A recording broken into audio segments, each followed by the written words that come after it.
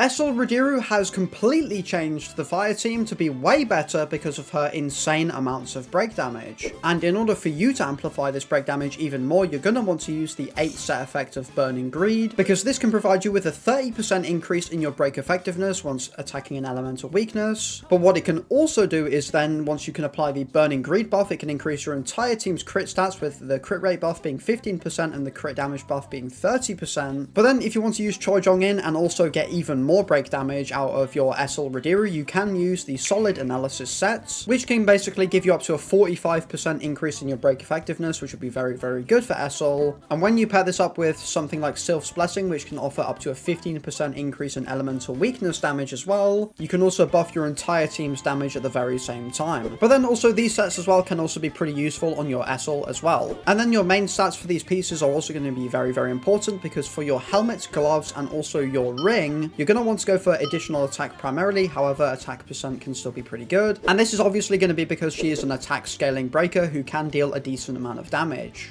But then for her bracelet, fire damage percent, of course, is going to be what you want to go for, because you can get a huge amount of extra damage through doing so. And then finally, for her boot main stat, overall defense penetration will be your overall best in slot, but critical hit damage is also very, very good at the same time. Substats are also extremely important, because additional attack and attack percent are, of course, the best substats for her, with also defense penetration being very good, because just like with the boot main stat, defense penetration is very, very good for Esil and just also overall the mono fire team. And then also these substats like here, like crit stats, as well as also damage increase, can also be very good for your Esil as well. Cores are up next, and overall the most important piece for her is going to be your mind piece, because what you can get from this is a 5% attack increase if you do go ahead and use the Ancient Wraith's Obsession. For the body piece, overall you can pretty much use any of the pieces, because this isn't really as important. However, overall I would go ahead and use the Nameless Demon's Horn, because with this you can get a 10% max HP shield, and especially if you do have her at A3, you can get your ultimate a lot faster. And then finally, for her spirit piece, you can pretty much just go for whichever piece you want to, and whichever one that you think you'll benefit from the most. But then what is even more important for your Esil is going to be your main and also substats for your cores as well, because for your main stats you're going to want additional attack, defense, and also HP, because those will give you the biggest CC increases. But then when it comes to the substats, there's a little bit more flexibility with what you can go with, because overall defense penetration, like I've mentioned before, is a very, very good stat for her to have, and will not only give you a ton of extra total power, but will also help benefit her damage even more as well. Esil's advancements are extremely important in making her as good as possible, especially for point scoring game modes. And overall, when it comes to all of her advancements, I would say the sweet spot is probably going to be around A3. But first, let's talk about her A1, which is a very, very good advancement for her, because what you can do with this is pretty much double the damage that Lance Throw deals, and because you can trigger this very, very often, it's going to be able to deal a lot more damage through this extra advancement. But the best part of it is the fact that Lance Throw can now inflict 2 stacks of prey, which is essentially just one of her most valuable debuffs, because what prey does, it basically can stack up to 50 times and essentially activates Prey on the Weak, which is her most valuable debuff that she does have. And what Prey of the Weak does is basically just increases the amount of fire damage and also just overall regular damage that your enemies are going to take, and because it can stack up to 50 times, that'll give you, what, a 15% damage increase overall on both fire and also regular damage. Esil's A2 is also fantastic as well, because it's just going to help buff your entire team, because it can increase your whole team's attack stat by 3% for every single fire team member in your party, so that's up to a 9% increase. And then her A3, which in my opinion I think is going to be the overall sweet spot for her, and so you're not over investing too much, because basically she can instantly charge her power gauge by 100% when she enters the stage, which allows her to use her ultimate, which obviously then she can do a lot of extra break damage. But also the main thing you get out of this is just a huge amount of quality of life in her kits, because every time Lance Throw hits, it can charge her power gauge by 1% and decrease her ultimate skill cooldown by 1 second, which will be very, very nice, because then she can spam her ultimate a lot more. But of course, if you did want to go the extra mile and you definitely wanted to use her in Power of Destruction especially, the last 2 advancements that she does have are going to be very, very strong, because her A4 can increase your entire team's defense penetration by 4% for every fire team member in your party. So again, it's just like her A2, but just with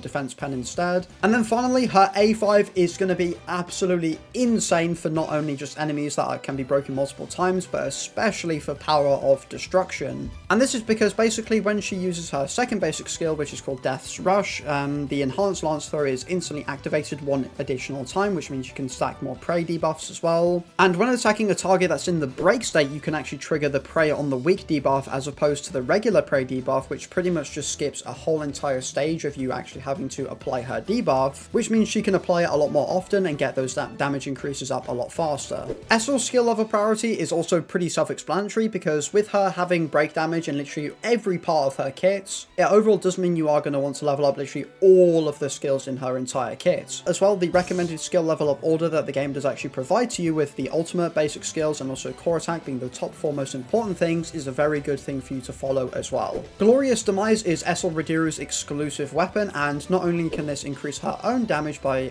being able to increase her attack stat by up to 12%, it can also help support the damage and also especially the attack stat of your main DPS, as what it can do is it can increase the additional attack of the team member with the highest critical hit rate by 300 for every 1000 attack that your Esil does have. Yu Suhyun as well as also Gina are the two best characters for you to run with your Esil, because obviously they are the two best fire characters for the mono fire team. And overall, Suhyun will be playing your role of your main DPS, but what she also does is support your team with increasing fire damage that they can deal through magic reaction, and also she does a huge amount of damage through her second basic skill Kill Shot, as well as also her core attack Perfect Shot, which can have their damage increased as well through things like her advancements as well. And then for Gina, her main role on the team is just going to be the buffer, healer, sort of supportive character on your team, because what she can do is she can apply mana circulation, which can increase your attack and also fire damage of your fire team members or just teammates in general, as well as also support your team with healing, as well as also the ability to help charge your entire team's power gauge. And then the only real character that could be replaced on this team is going to be Yu Suhyun, and that'll be for your Choi Jong-in. And that is going to be because obviously Choi Jong-in is also another main DPS for the mono fire team, and overall he has a ton of attack buffs in his advancements, as well as also his A0 passive and also his ultimate hunter buff that he does apply, which essentially allows him to do a ton of damage with his basic skills like Rain of Flames, which can be transformed with his A1, and also End of Days, which allows you to reset your skill cooldowns. Shadows are up next, and overall the two best authority leaders for the mono fire team is going to be either Beru, or you could go for Blades. And overall I think Beru will overall be the best, because Beru can not only provide healing to your team, but he can also apply the punishment debuff to your enemies, which overall I think will be better, as opposed to going for Blades, who's more of a sort of DPSing Shadow, I guess. And then because you are using Beru on your team, it does then allow you to actually use Iron as a supportive Shadow as well, because Iron can apply the defense decreasing debuff to your enemies, which is really, really good. And then of course, as we already know, Serbi the Cerberus is of course going to be a top tier Shadow for you to use, because of his combustion debuff helping increasing your damage and also applying a damage over time debuff. And then finally, when it does come to actually how you do use your Esil, pretty much your main goal is going to be able to just deal as much break damage as possible and as quickly as possible, whilst also still applying as many debuffs at the same time. And the best way for you to do this is going to be combining the use of her first basic skill as well as also her core attack, because her first basic skill basically allows her to not only activate her core attack, but it also has a second stock for you to use. So what you can do is use her first basic skill into her core attack and then just repeat that again, so then you can get a bunch of stacks of your enhanced lance throw ready to stack a bunch of debuffs, and then you can use her second basic skill Death's Rush to then apply those debuffs to your enemy whilst dishing out a ton of extra break damage. And then from that point on as well, also especially if you are at A3, you're going to want to make sure you try and spam her ultimate as much as possible as well, simply because of the huge amount of break damage that it can deal. But overall, if you did enjoy this video or you just found it useful in general, then don't forget to like and subscribe, and also click the link down below to support me as a creator. And as always, I will see you all in the next video.